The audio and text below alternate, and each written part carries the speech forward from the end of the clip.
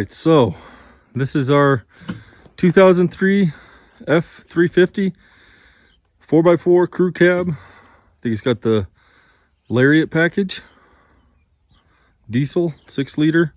So this is the first year that they put the diesel 6.0 diesel in there. We got this one just a couple weeks ago, actually.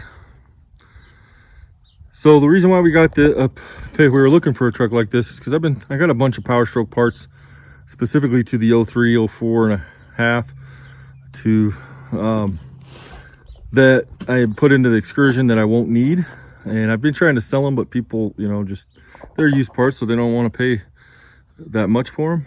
So what better way is to reinvest it? If I put even that engine I've had up for sale, you know, with it sitting on an engine stand, nobody wants to buy it. So the plan is, I got a spare engine, I got spare parts for this one.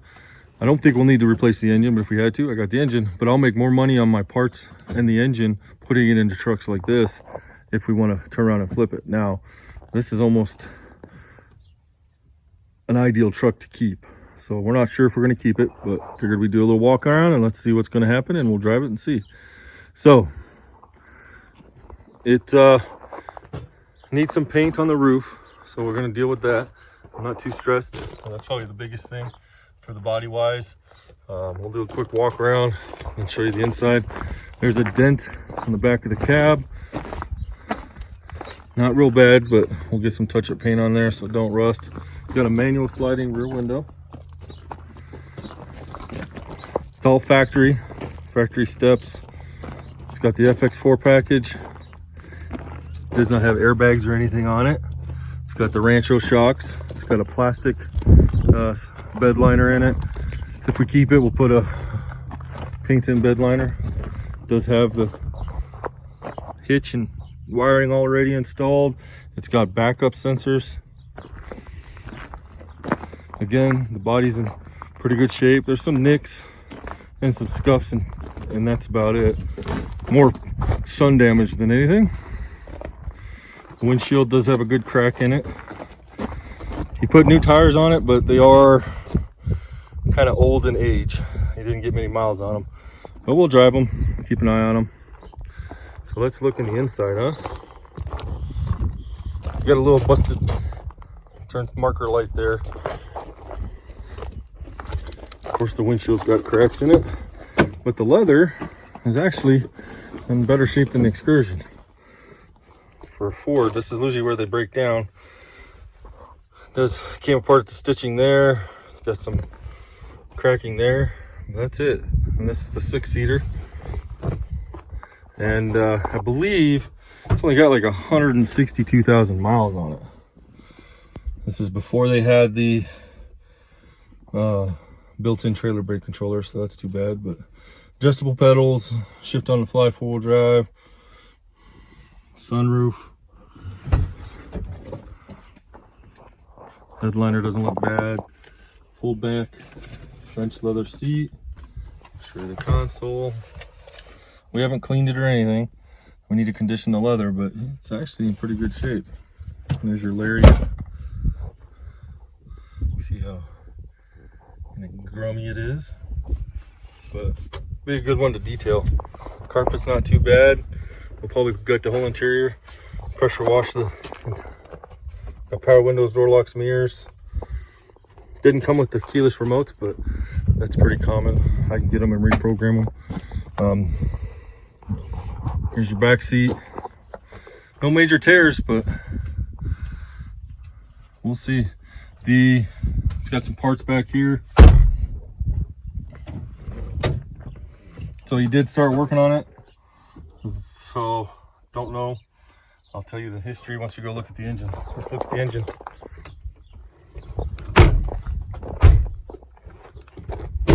All right, here's our engine. So you can see he did work on it, which is interesting. Got the incorrect oil cap. This looks like a Napa style. Hopefully, who knows what kind of filter. We'll pull it open and find out. That could be part of the problem. Looks like we need to get some bug poison in here. He pulled the FICM off. You can see the reservoir tanks in the bed, or the degas tank. All the parts are here, even the battery trays and air filter assembly. Fortunately, he did have it open. He's not sure what's wrong with it. He was just kind of trying different things. I think he said he did put a new ICP, injector pressure control, ICP and IPR or something like that. He busted the connector on the FICM, so we'll see. I was gonna buy a new one for my Excursion, so I might just use the one off the Excursion and put it on this one. But that's what we got here. So Luke and I are gonna work on this, and first we're gonna get some batteries on there, hook up the scanner, and then we're gonna do two things: check our FICM voltage and check our oil pressure. So we're gonna check the oil first, make sure she's got oil in it, and then we'll go from there. All right, let's see if we can figure out what's going on with this truck. Okay, so here's the codes that we have on the engine FICM. Kind of interesting ones. I'm guessing some of this stuff's unplugged. This one down here, never seen that before. So it doesn't communicate with the FICM, and then it also has a software incompatibility with the FICM. So we'll check all our connections, and then before we do that, I think I might try to crank it over, see what kind of voltages we're getting on the live data. Okay, so I did all that without pushing the record button, I think, so we're gonna do a take two. All right, so I'm gonna have Luke crank the motor over. If you pay attention to this, our injection control pressure, for it to fire, it needs to be at least, I think, around 500 PSI. So, and then when he starts cranking, this is what the computer wants it to be at, like at 1600. So he's gonna crank it, and we need to make sure it gets over that. The first two cranks, we didn't get anything read on this. By the third one, it started working. So probably because this motor's been sitting for a while. Our voltage is dropping down there. You can see our FICM. We're not going to be able to get it running because we're not getting any voltage to the FICM, but we'll troubleshoot that later. I just wanted to see if I have any high pressure oiling system problems. So Luke's going to crank it, and you're going to watch this number. Fifth time, right? I think so. Okay, go ahead and crank it, Luke. 3, so 2, you'll see desired below it. See how she gets up there? So she's getting... There, Dad. Okay. There, she's in the middle. Yep, okay. All right, so good news is we got oil pressure on the gauge, on the dash, and you guys saw the oil pressure here. So I'm thinking the oil system to get it started is functioning. There might be a different story once it gets warm, but we got oil going through it. So our next stop, we're gonna go ahead and put battery charger on the batteries so it can charge while we inspect the FICM voltage and try to figure out what's going on there. If we need to change out the FICM, I think I have a spare. If not, then we'll check the harness. I know he said he did damage it. So, all right, let's see if we can get this thing running. All right, so we got the battery charger on just to kind of help restore the battery voltage since we were cranking it so many times. Our next plan is to figure out this wiring. We can see that the FICM's hanging down there by a zip tie. It's a mess. So our plan is to go through that FICM, check all the wiring connections, see if we can figure out if there's obviously something broken. If we can fix it, we'll fix it. If we can't, we will pull the FICM and the injector harness off the Excursion, because we're going to plan on putting a new harness on the Excursion anyways. So there we go. Oh, I wanted to touch base on something. So the reason why we haven't worked on the Excursion is because we actually ordered a Kill Devil Diesel long block. We just did their stage 1 kit, but the machine shop I was going to use to do the work ourselves went out of business. So instead of trying to find a reliable machine shop around here that I can trust with the 6-liter, I decided to go with Kill Devil Diesel. So I'll let you guys know what the experience is all about, how it is. Unsponsored. There's just our first-hand experience with them. I was really impressed with their cylinder heads, and then when I learned about what they did to their long block, I was happy with that as well. So stay tuned for that. They told us we should be getting the engine around the end of May, maybe June time frame. So as soon as that engine comes in, we're getting on the Excursion. All right, let's get started on this. All right, so it's pretty obvious he really jacked this thing up. I put the zip ties on these. This one stays clipped in. Those are our tools. this one back here, there's 3 connectors. This one back here locks into place. This one doesn't. I didn't see any damage on the wires, so we reseated it. Then we went to reseat this one, and you can see these 3 wires here, they're pulled out. I can't get them to lock in. The red and green doesn't even want to go in all the way. But I can push these all the way in. I keep getting picoed or shocked. That's weird. I think I might have a short on here, a ground. I'm feeling something tingly. Anyways, so I'm gonna just change out the harness with the one on the Excursion. Oh, now I'm getting it again off the. So I think there's something going on. This harness might be shorted out because when I touch it and I touch any part of the engine, I can get a little tingle through my skin. So it usually means we're shorting out somewhere. We're gonna change this out. I'm thinking because of that, it says it doesn't match the VIN, so they've already tried swapping this out. We're gonna pull it out of here, do an inspection on this, and then see. We're gonna have to disconnect all the injectors and pull this harness off. I'm hoping it's not too difficult. But you can see how he's kind of jacked it up. So I don't have a lot of faith. It looks like silicone or something back there by the control pressure regulator. We got this plug on the fuel filter housing. That's not factory. So some hokey stuff going on here. Let's see what we can do. We got a lot of parts to play with. So, all right. Right? Okay, so I guess that's kind of kickoff to the Excursion too. So we got it pulled here next to the pickup because we're getting a lot of new stuff for the Excursion. So there's still some good parts on here that I won't be able to use on my new new engine because we're kind of updating.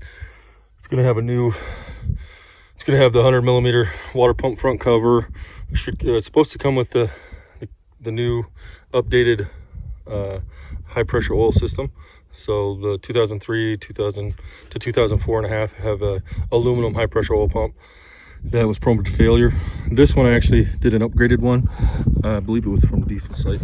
It's about $900 or $1,000. They go through and fix all the problems. Never had any issues with it. I know I won't get the money out of it, so that we're going to try to use on a vehicle like this. I don't know if I'm going to use it on this one. It depends. If we end up keeping it, then that pump will go on there eventually. If we flip it, then no need to swap it over. But so now we're going to try to get the engine harness for the FICM then off of this one that we need for this one, because I want to replace all the harnesses on this one. Well, we got the motor part. The Excursion's going to be a forever vehicle. I don't ever plan on selling it. It's going to be I'm going to drive it till I can't drive it anymore, and then one of my kids will get it. That's my plan. So that's why we're putting probably more money. And then you look at the press vehicles now, especially diesel trucks. I love the 6-liter, kind of a fan of it. I know they got their quirks, first-hand experience, but I think we can deal with all those with the way we're doing with this Excursion. So what I'm going to do now, I'll pull out my air box, pull off my alternator, my turbo, my CAC tubes, coolant reservoir, and get everything so I can see it. And that way we can start, and I get cleared off, put the second row seat down so I can start setting these nice parts in. These parts will be coming back on here, my SB intake, my high amp alternator. So yeah, I'm gonna start taking stuff off, and I'll show you guys once I get quite a bit off of it. All right, so we got the harness off, the one harness off the Excursion. So this is the one that's damaged where it goes into the FICM right here. These wires were pulled out. This one controls your glow plugs. It controls your air conditioner. It's got your crankshaft position sensor, which took us the longest to get apart, which is this one here. We had to drop the air conditioning compressor back off or bolt it from the block to get to this one, which is a real pain in the neck. So that was the most troublesome. Everything else was pretty straightforward. The ones behind the turbo, of course, I guess I can show you underneath here. I still got to clean up my tools, but I ended up wanted to pull the turbo anyways, so we pulled the turbo, got the FICM out of here, keeping everything clean. took the alternator, took the fan shroud and the fan off. So you can see the tensioner. Take it around here. So all this stuff had to come off anyways. So yeah, drop the air conditioning compressor down. That needed it dropped out anyways, just to when we pull the air conditioner or the engine out, we don't have to lose any refrigerant. So that's excursion right there. Now we start taking apart stuff off the F350 so we can lay this new harness in there. All right, we're gonna call it a, well, now the wind's gonna pick up as soon as I start recording. All right, we're gonna call it a night. It's been a long day. We got everything tore down except we got to pull one pigtail here off, the crankshaft position sensor. So we got to drop the alternator or the air conditioning compressor. And then we're gonna pull the turbo to get to the IPR connection. We just can't reach back in there. And I'm contemplating on if I'm gonna swap out the turbo. Just not real impressed with what we're seeing. The guy broke the nipple off the radiator, put a screw in it. He's got Luke's working on the temperature sensor. Basically glued the, I guess because the pigtail was broken, he glued the pigtail or the connector to the temperature sensor, so we couldn't even get it off. So we'll take the sensor off the excursion, put it on here, and we're gonna put new ones in. I think I'll put all new pulleys and tensioner from the excursion onto here, because those are only 2 years, about 50,000 miles on them, so I can swap those over. I bet these have never been done. I do have a bulletproof water pump on the excursion, so I can put it on here. The turbo is only 2 years old, so I can put it on here, and it wasn't reman. This is a reman, and I can pull this apart and see if I want to clean it. What else? I'm going to change out, so you can see what they did to the fuel bowl. That's jerry rigged. He Loctite the alternator bolts, so those almost took forever to get out. But I can change all this out from the excursion because I won't be using it. Plus I have an extra one in the shed, so, or in the shop. So we could do quite a bit. I got hey, Yeah. I'm videoing, dude. Yeah, I mean, we can do a lot to this, especially if we're gonna keep it. So I got an extra radiator that I took. The excursion one, there was nothing wrong with it. I just upgraded to a Mishimoto all aluminum, so I still have the old plastic tank one that wasn't damaged. So we're gonna swap it out. Not a big deal. It's just this engine harness is more time consuming, and since we got to pull it down so low, I'm almost contemplating on swapping out the EGR cooler, maybe even doing the oil cooler, and then like I said, everything else. I could pull the injectors out of the excursion. That was only 2 years old as well. So, and he said he was having some cold start issues in the wintertime. So, all right, we're gonna call it a day, put our tools up, and take the Volkswagen for a test drive, the 3.6.